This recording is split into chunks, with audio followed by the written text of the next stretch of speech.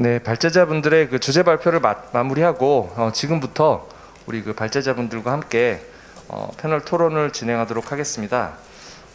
저희가 이제 오늘은 그 전과 같이 어떤 장내 이제 청중들이 계시지 않고 이렇게 그 패널 분들만 언택트 방식으로 진행을 하기 때문에 패널 분들 간의 이제 상호 토론이라든지 질의응답이라든지 그다음에 아까 그 발표하실 때 미처 말씀 다 못하셨던 내용들에 대해서 좀 더 이제 발언하실 기회를 드리도록 할 거고요. 한 25분 정도 저희가 그 패널 토론을 진행하도록 하겠습니다. 먼저 그 임종권 팀장님, 그다음에 정영락 팀장님, 그다음에 문재희 팀장님 세 분 아까 이제 한 30분 정도 발표를 하셨는데요. 시간이 이제 조금 모자라다 보니까 발표하시면서 아마 내용들을 조금 요약을 해서 발표를 하셨던 것 같습니다. 그래서 오늘 발표하셨던 그 주제들 중에서 아까 미처 이제 좀 시간 제약으로 이 내용은 만약에 이제 이 자리에 우리 은행, 보험, 여전업 그 현업분들, 임직원분들이 좀 많이 모이셨다면은 이 내용은 좀 우리 그 감독 당국에서 오늘 반드시 좀 얘기했어야 되는데 시간 제약으로 자세하게 말씀을 못 하셨다는 내용이 있으시면은 차례로 좀 말씀을 한 번씩 좀 해주시면 좋겠습니다. 보충 설명 시간이라고 생각하셔도 될 것 같고요. 예, 임 팀장님 혹시 있으신가요? 제가 사실은 상당 부분 앞쪽에서 그 바젤3 조기 도입과 관련된 말씀을 좀 드렸었고요. 사실 조기 도입 제가 이제 부연적으로 좀 말씀드리긴 했지만 어려운 결정이었고 저희 나름대로는 은행들 또는 지주회사 포함해서 자본 여력을 확보하는데 상당히 좋은 툴이었다라고 생각을 합니다. 근데 이제 그와 별개로 그럼에도 불구하고 최근에 이제 은행들이 추가적인 규제 완화라든지 그런 것들에 대한 요구가 사실은 상당히 많이 있습니다. 근데 앞쪽에서 제가 한번 슬라이드에서도 보여드리긴 했었는데 조기 도입 효과라고 하는 것 자체로 은행들이 효과를 본 수준이 상당히 높습니다. 2, 3% 정도, 2, 3% 포인트 정도. BIS 비율의 2, 3% 포인트 정도라고 하는 수준은 그걸 하기 위해서 자본을 추가적으로 유상증자라든지 통해서 자본을 보완한다 그러면 상당히 큰 수준인데 그러함에도 불구하고 작은 것 하나하나 좀 미세하게 요청하는 부분들이 좀 많이 있고 근데 개중에는 그 요청사항 자체가 원칙을 훼손해야 되는 부분에 대한 요구까지도 좀 있거든요. 그래서 조금 그런 부분에 대해서 한 번 더 요청하기 전에 이게 좀 타당한 내용인지에 대한 것들까지 조금 고민하시고도 좀 이야기를 해주셨으면 하는 바람입니다. 임 팀장님께서는 이제 아까 그 강조해서 좀 말씀하셨던 내용이 아마 바젤3 조기 시행에 대한 감독원의 입장에 대해서 은간고객 입장에 대해서 좀 자세하게 말씀을 해주셨고요. 정영락 팀장님께서도 아까 그 말씀하셨던 내용들이 있을 텐데 사실 이제 오늘 주제가 원래가 코로나19 위기에 따른 이제 금융기관의 건전성 내용인데 사실은 이제 우리 그 킥스 시행이라든지 IFRS 17 시행은 그것과는 관계없이 사실은 이제 우리 그 시가평가 제도의 도입이라는 글로벌 어떤 그런 트렌드를 따라가는 이제 그런 상황이라고 볼 수 있는데 혹시 이제 그 내용도 말씀해 주시면 좋을 것 같고요.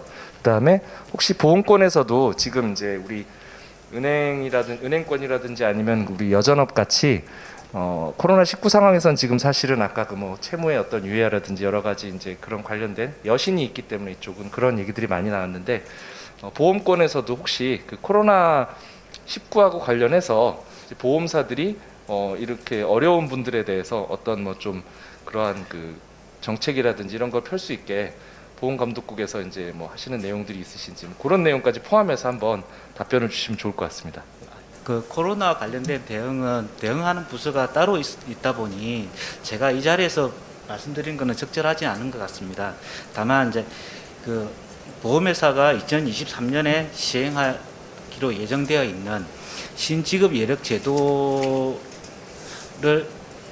준비하는 과정에서 자본 합중이나 이런 부분이 코로나19로 인해서 좀 어려운 측면이 있을 수도 있을 것 같습니다. 이러한 점을 감안해서 저희가 보험회사의 자본 확충에 대한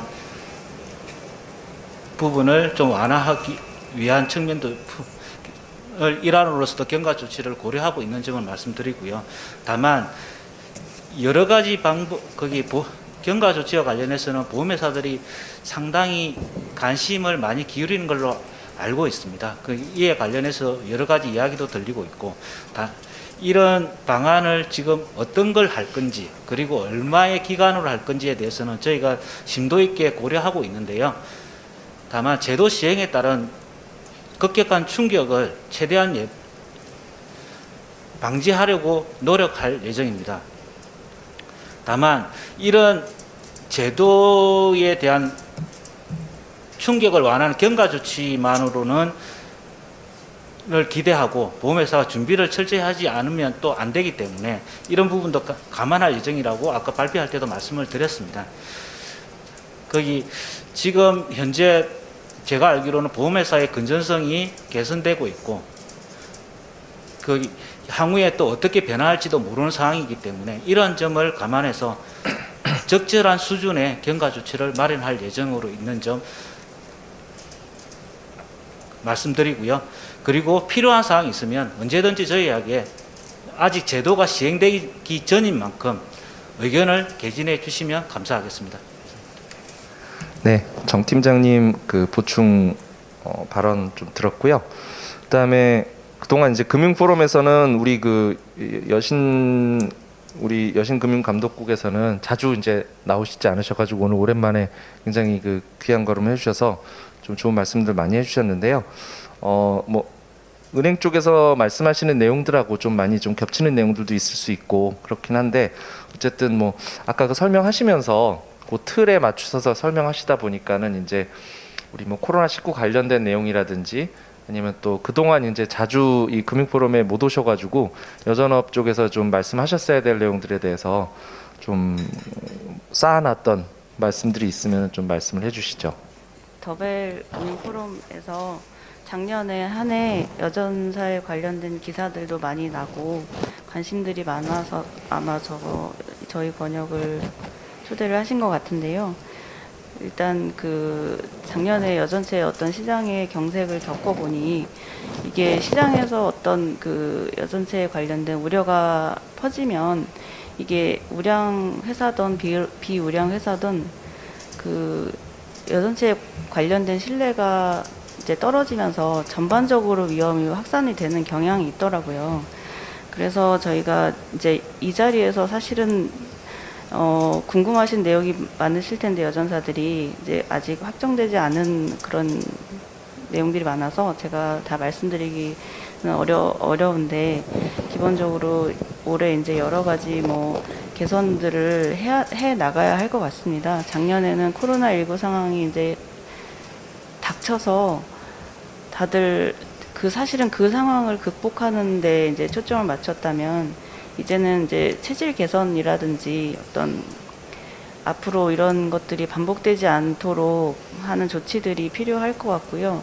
그게 개별 회사들 입장에서는 굉장히 좀 힘들거나 어쨌든 규제가 강화된다면 더 좀 불편하실 수는 있겠지만 업계 전반적으로 유동성 리스크에 대한 시장의 우려를 불식시킬 수 있는 그런 부분이 될 수 있기 때문에 그런 이제 앞으로 진행되는 사항에 대해서는 여전사들께서도 전반적인 여전업계 리스크 관리를 강화해야 된다라는 인식에 동의를 해주셨으면 좋겠고 이제 저희와 또 금융위와 여전업계 전반적으로 서로 상호 신뢰하에 커뮤니케이션을 해가면서 이런 부분들이 잘 진행이 되었으면 좋겠습니다. 그래서 이제 작년에 어떤 코로나 위기 상황에서 작년에 이제 여러 가지 조치들로 인해서 위기를 잘 이제 넘어왔다면 올해는 또 그 위기가 이제 연착륙될 수 있게 다시 정상화되는 과정에서 일어날 수 있는 여러 가지 불확실성이라든지 부작용 같은 것들을 최소화하기 위해서 다시 머리를 맞대서 고민을 했으면 좋겠고요. 그런 부분에 있어서 이제 많은 협조를 좀 부탁을 드리겠습니다. 문재희 팀장님 그 보충 설명 좀 잘 들었고요. 정영락 팀장님께 예. 한 가지 좀 질문을 드리자면 이제 사실 그 IFRS 17 시행이 1년 연기되면서 킥스도 이제 같이 따라서 어떻게 보면 이제 연기된 효과가 있고요. 그 다음에 또 가장 지금 중요한 게 부채 시가 평가가 가장 핵심. IFRS 17이나 킥스 둘 다 이제 부채 시가 평가가 핵심이고 사실은 또 그 킥스에서 그 요구자본량을 산출할 때 어쨌든 부채 쪽은 지금 IFRS 17 시스템을 구축한 쪽에서 이제 보험사들은 다 대부분 이제 어떤 그런 현금 흐름값을 가져올 수밖에 없는 그런 상황인데요. 사실 IFRS 17 시스템 구축할 때 굉장히 보험사들이 좀 힘들었던 게 일시에 이제 많은 보험사들이 그 시스템을 동시에 구축을 하다 보니까 굉장히 많은 좀 어려움이 있었습니다. 근데 이제 킥스 같은 경우도 이제 올해 사실은 그 많은 보험사들이 물론 IFRS 17 시스템 구축을 하면서 같이 이제 병행을 해서 구축을 하기도 했지만 사실 그동안 1.0, 2.0, 3.0 계속 이제 이 내용이 수정되면서 지금 굉장히 좀 많은 좀 어려움을 겪고 있고 올해는 이제 그 모든 보험사들이 지금 다 킥스 시스템 구축해야지 사실은 대응을 할 수 있다고 저 생각이 드는데 뭐 그런 부분들에 대해서 혹시 그 감독 당국에서의 입장은 어떠신가요? 사회자님께서 말씀한 바와 같이 보험회사들이 KICS 비율을 산출하기 위해서는 부채 시가 평가 시스템 구축이 절실한 사항입니다. 그와 더불어 자산 규모가 큰 회사의 경우는 자산 평가 시스템도 같이 구축해야 되는데요. 이미 부채 시가 평가 시스템을 구축하기 위해서 몇 년 전부터 보험회사들이 추진해 왔고 지금 그 작업들이 어느 정도 거기 완비가 된 상황인 걸로 알고 있습니다. 다만 이제 코로나19 상황으로 인해서 그 다른 재택근무 이런 여러 가지 어려움이 있어서 일부 지연되는 회사들도 있는 것으로 알고 있습니다. 기본적으로 KICS 비율 산출에 필요한 부채 시가 평가 시스템의 경우에는 IFRS 17 시스템을 기반으로 하고 있기 때문에 하고 있고 그래서 큰 차질이 없을 것으로 예상이 됩니다만 지난 연말쯤에 저희가 준비 사항에 대해서 점검을 해본 적이 있습니다. 그랬더니 일부 회사의 경우에 시스템 거기 구축이 지연되거나 이런 부분이 좀 우려가 되는 게 있어서 크게 이 회사별로 개선 계획이라든지 이런 추진 계획을 저희가 재점검을 하려고 하고 있고요. 거기 시스템 구축에 대한 큰 지연에 따른 큰 우려는 없는 것으로 일단 보입니다. 그리고 소형사의 경우에도 보험개발원의 시스템, 아크 시스템이라고 하는데요. 그걸 통해서 부채평가 시스템을 하려고 하는데 개발원과도 협의가 완료된 상황입니다. 이에 따라서 거기 대형사뿐만 아니라 중소형사의 시스템 구축도 일부 예상보다는 지연이 있을 수는 있으나 거기 KICS 비율 시행에 맞춰 구축이 완료될 것으로 생각되고 있습니다. 정 팀장님 말씀을 요약하자면은 이제 그 IFRS 17 시스템 구축을 하면서 이미 부채 평가나 자산 평가에 대한 기본적인 이제 큰 시스템은 어느 정도 대부분 이제 구축이 됐기 때문에 우리가 이제 뭐 킥스를 산출하기 위한 부분은 크게 이제 그 어려움은 없을 것 같다. 단지 이제 변수가 있다면은 17 시스템 자체가 이제 그 비교 공시를 하고 그다음에 공시를 들어가야 되는데 사실 거기에도 아직은 조금은 위험 요소가 있기 때문에 그게 흔들리면 이제 킥스가 좀 같이 흔들릴 가능성도 있는 뭐 그런 개연성은 아직은 조금 뭐 남아 있는 것 같긴 한데요. 그런 부분에 대해서 저희도 예. 그 점을 감안해서 예. 올해는 보험회사의 준비 사항에 대해서는 네. 철저히 점검할 예정으로 계획을 가지고 있는 것입니다. 네, 알겠습니다. 문재희 팀장님께 이제 한 가지 좀 여쭤보고 싶은데 이제 여전업이 지금 뭐 가장 큰 어떻게 보면 4차 산업혁명으로 인한 이제 금융권의 뭐 뉴노멀이라고 해야 되나요? 새로운 핀테크의 영향을 그 생존의 위협 자체를 좀 받을 수 있는 뭐 그런 영향을 받고 있고 더더군다나 이제 코로나19로 인해서 이게 지금 그 온라인 뭐 언택트 이런 문화 그다음에 또 뉴노멀의 등장 뭐 이런 걸로 인해서 좀 굉장히 영향을 많이 받고 있을 것 같고요. 두 번째는 감독 당국 입장에서도 이게 이제 과거에 그 없었던 프로세스로 예를 들어서 뭐 이 여전업을 향유하는 어떤 이런 업체들이 등장하다 보니까 이런 업체들에 대한 어떤 규제라든지 이런 부분들에 대해서 이제 새로운 어떤 그 대처 방안이 좀 나와야 될 것 같은데요. 오늘 코로나19 관련해서 조금 연관이 있을 것 같아서 그거에 대해서 혹시 이제 그 말씀하실 내용 있으시면 좀 말씀해 주시면 감사드리겠습니다. 사실 이 부분은 제가 잘 아는 부분은 아닌데요. 말씀하신 대로 이제 카드사들이 특히 이제 지급 결제 업무를 주로 담당을 하고 있었는데 여러 이제 플레이어들이 진입을 하고 있기 때문에 그 부분에 대해서 굉장히 좀 불안해하고 있는 것 같고요. 이제 그런 부분에서 카드사들도 굉장히 다양한 시도들을 많이 하고 있는 것 같다는 생각이 듭니다.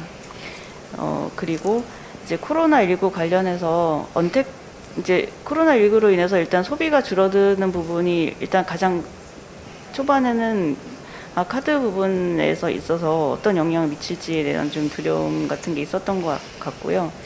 근데 이제 막상 보면 언택트 그러니까 소비 자체가 좀 예년에 비해서 크게 늘지는 않았지만 어쨌든 언택트 소비가 굉장히 많이 늘었던 것 같고, 그로 인해서 이제 그러니까 소비의 패턴이 바뀌었다라고 그렇게 봐야 될 것 같아요. 그리고 또 비용 측면에서 제가 아까 비용이 감소해서 순이익이 굉장히 많이 증가했다라고 말씀을 드렸는데, 예를 들면 카드사의 모집이라든지 이런 부분이 예전에는 모집인을 통한 모집이 많았다면 지금은 이제 언택트 방식의 모집이 많아지고 있기 때문에 모집 비용의 감소라든지 여러 가지 그 언택트로 인한 그 수익의 변화도 있지만 또 비용상의 변화도 있고요. 다양한 영향들이 이제 카드사의 어떤 수익성에 영향을 미치고 있는 것 같습니다. 저희도 물론 저희는 이제 여신금융감독국은 여신전문금융업법상의 이제 카드 회사라든지 뭐 캐피탈 회사들에 대한 감독을 하고 있기 때문에 전자금융업자라든지 다른 이제 뭐 핀테크 업체들에 대한 감독을 하고 있진 않아서 그쪽에 있어서의 대처 방안에 대해서는 제가 말씀을 드릴 수 있는 입장은 아닌데, 일단 기본적으로 소비의 어떤 경향이라든지 변화 부분에 있어서 카드사들도 많이 이제 빠르게 좀 대처를 해 나갈 필요가 있다라고 생각을 하고요. 그 부분에서 혹시 뭐 저희가 뭐 고려해야 될 사항이 있다면 그거는 뭐 같이 고민해 나가야 될 과제가 아닌가 그렇게 생각을 하고 있습니다. 네. 새로운 어떤 핀테크의 등장에 따른 얘기는 굉장히 좀 다른 주제로 한번 저희가 그 포럼을 할 수 있는 정도의 큰 주제인 것 같아서 뭐 그거는 정도로 좀 마무리를 짓고요. 임 팀장님께 말씀을 하나 드리려고 하는데, 사실 은행권이 이제 기본적으로 지금 코로나19로 인해서 국민들이 굉장히 힘들어하니까 거기에 따라서 규제를 좀 유연화해주고 기본적으로, 그다음에 어떤 상환 유예 제도를 이제 만들어 간다는 얘기인데, 뭐 역으로 얘기하면은 사실은 그러면은 규제를 완화하면은 사실은 우리가 리스크가 커질 수 있는 역의 어떤 부작용도 있을 수 있고요. 그다음에 상환을 자꾸 유예해 주다 보면은 이게 이제 그 어떤 그 대출이나 이런 부분들에 대한 기본적인 어떤 모럴 해저드나 뭐 이런 부분들이 발생할 수도 있고, 이런 부분들이 이제 트레이드오프 관계가 있을 것 같은데요. 사실 이런 부분들에 이게 코로나가 또 만약에 더 장기화되거나 또 다른 팬데믹이 등장하거나 뭐 그랬을 경우에는 감독원에서는 계속해서 어떤 이런 방법을 이제 취할 것인지 뭐 그런 부분들에 대해서 이제 추가 설명 좀 부탁드리겠습니다. 사실 아까 잠깐 말씀드리긴 했었지만 이게 굉장히 어려운 주제입니다. 그러니까 이게 어떻게 될 건지에 대해서 확실치 않은 상태에서, 그러니까 이제 저희도 계속 뭐 3월 말까지 어떤 현황들 어떻게 하겠다라고 하는 게 정해진 거고, 또 그 이후에 또 어떻게 해야 될까를 또 고민을 해야 되는데, 이제 아까 말씀드렸던 것처럼 기본적으로는 이제 조금은 정치화하는 과정이 좀 더 필요하지 않을까라는 생각이 듭니다. 그러니까 일률적인 어떤 형태의 변화보다는 그 안에서 선별할 수 있는 뭔가를 좀 구별해서 정말 지원이 필요한 사람들한테는 지원을 해야 되는 상황일 것 같고, 그 다음에 이제 무임승차처럼 프리라이딩 하시는 분들에 대해서는 뭔가 적절한 조치가 좀 있어져야 되지 않을까. 그러니까 뭐 작년과 올해는 분명히 좀 다를 것 같아요. 그러니까 작년에 처음 이런 일이 부닥쳤을 때 우리가 했었던 어떤 방법들하고, 그 다음에 이제 그 이후의 방법들은 무엇인가 좀 차별화돼야 될 거라고 생각이 들고요. 그런 면에서 아마 저희도 계속해서 뭐딱 이거다라고 하는 건 아니지만 그런 거에 대한 고민들을 하고, 그렇게 해서 그것이 이제 결국은 연착륙될 수 있도록 방법을 강구해야 되지 않을까 생각이 듭니다. 네. 너무 어려운 질문을 드린 것 같습니다. 상당히 그 정치적으로 여러 가지로 이제 좌우로 해석될 수 있는 이제 소지가 있는 좀 부분이어서 어려운 부분이 있는데요. 뭐 이제 여기 앉아 계신 분들은 이제 전문가적인 견해에서 말씀해 주셨다고 생각이 듭니다. 듣는 분들은 그렇게 해석해 주시면은 좋을 것 같고요. 시간이 이제 얼마 안 남았습니다. 그래서 마지막으로 은행, 보험, 그 다음에 이제 우리 여전업 세 분야의 이제 감독 당국의 그 전문가들께서 나오셨는데, 혹시 크로스로 서로 각 분야에 대해서 뭐 간단하게 이거는 좀 아까 듣다가 보니까 궁금했다라는 점 있으시면은 질문하시고 마무리를 할까 하는데요. 혹시 있으신가요? 질문 드리면은 조금 당황하실 것 같긴 한데, 정 팀장님한테 좀 하나 여쭤보면, 사실 이제 킥스 관련돼서 국가 재량권 또는 이제 어쨌든 그 말씀하신 거에 보면 국내 금융 산업의 특성을 반영한다라고 하는 부분들이 있잖아요. 예. 사실 이제 저희가 쓰고 있는 은행 쪽의 바젤 규제도 사실은 국제 기준이고, 사실 국가적인 재량권이 많지가 않아요. 그러다 보니까 이제 저희가 계속 공격받는 것들 중에 하나가, 이게 무슨 바젤이 이게 무슨 바이블도 아닌데 너무 이제 이쪽에 의존적인 게 아니냐라고 하는 공격들을 제가 사실은 많이 봤는데, 근데 이제 저희의 디펜스는 뭐냐면, 이게 어쨌든 국제적인 기준이기 때문에 어쨌든 동일한 잣대를 가지고 동일하게 평가를 받아야 사실은 시장에서 공정한 경쟁이 되는 거다라는 쪽에 이제 논리로 저희가 디펜스를 하긴 하는데, 그래서 이제 다시 본론으로 들어가면 국가 재량권으로 인정해주는 범위가 어느 정도 되는 건지 좀 궁금하네요. 좋은 질문 감사드리고요. 기본적으로 은행권과 달리 보험회사의 국제적인 자본 규제의 틀이 정해진 바는 없습니다. 딱 강제화된 바는 없는데요. 그래서 그럼에도 불구하고 보험 쪽에서 이제 거기 ICS를 기본 틀로 해서 그 솔벤시 다른 시가평 IFRS 17이 도입됨에 따라서 부채가 기존의 원가로 평가를 했었는데 시가로 평가하다 보니 회계 제도가 바뀔 수밖에 없는 거고요. 그에 따라서 그러면 자본 규제를 어떻게 가져가야 될 것이냐에 대한 고민이 많았습니다. 그래서 참고로 한 게 그 대형 보험사들이 하는 그 ICS 기준, 그 다음에 유럽에서 이미 도입하고 있는 솔벤시 2를 저희가 기본 모델 차용을 했고요. 그 프레임 안에서 저희가 국내에서 할 수 있는 것은 뭐냐면, 요구 자본을 산출함에 있어서 국가마다 그 상황이 저희가 충격 수준에 따라서 거기 요구 자본을 산출하고 있는데요. 국가마다 그 충격 수준이 다를 수가 있습니다. 그래서 그 ICS가 세계 공통으로 했던 충격 수준을 적용하지 않고 국내에서 입수 가능한 통계가 있다면 그 통계를 사용하는 방식으로 반영을 하고 있는 것입니다. 그 대표적인 얘가 아까 말씀드렸던 LTFR에 대해서 국내 금리 통계, 과거 76년 이후에 국내 금리 통계를 사용해서 할인율을 산출하는 이런 구조를 가지고 있는 거고요. 그러다 보니 거기 기본적으로 국제 기준은 그 프레임이고, 거기에 사용되는 구체적인 기준은 국내 상황을 반영할 수 있는 여지가 있는 것입니다. 다만 그것이 국제적으로 인정은 돼야 될 것입니다. 그러면 정 팀장님 말씀을 요약하자면, 우리가 픽스, 그러니까 KICS를 산출할 때 기본적으로 이제 자산과 부채의 어떤 익스포저를 어떤 그런 디스카운트 해가지고 만드는 것 자체는 이제 글로벌 트렌드를 따라가고, 아무래도 시가평가니까. 예. 단지 이제 거기다가 어떤 샥을 주는 개수나 이런 거를 정할 때에는 우리나라 금감원의 그 재량권을 좀 많이 이제 적용한다 뭐 그렇게 이해해도 될까요? 재량권이라기보다는 국내의 충격 수준과 글로벌한 충격 수준이 다르기 때문에 네네. 그걸 합리적으로 반영한 것이라고 보면 되고요.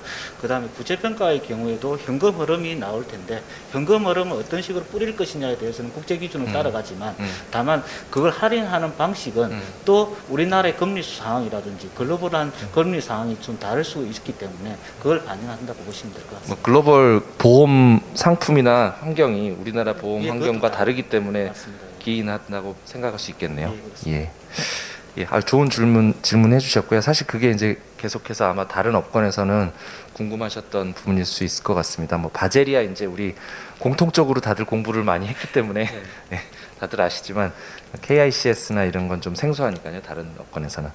네, 그 시간이 좀 많이 흘렀습니다. 그래서 저희가 그 패널 토론에 이제 할애된 시간이 어느 정도 마무리를 좀 해야 될 것 같고요. 일단 오늘 이렇게 그 귀한 시간 내주셔서 우리 패널 분들께 감사드리고 또 오늘 온라인 방식으로 이렇게 그 진행하고 있는 저희 그 금융 포럼에 참여해주신 온라인상의 우리 청중들께도 다시 한번 감사 말씀드리겠습니다. 이상으로 저희 금융 포럼을 마치도록 하겠습니다. 감사합니다.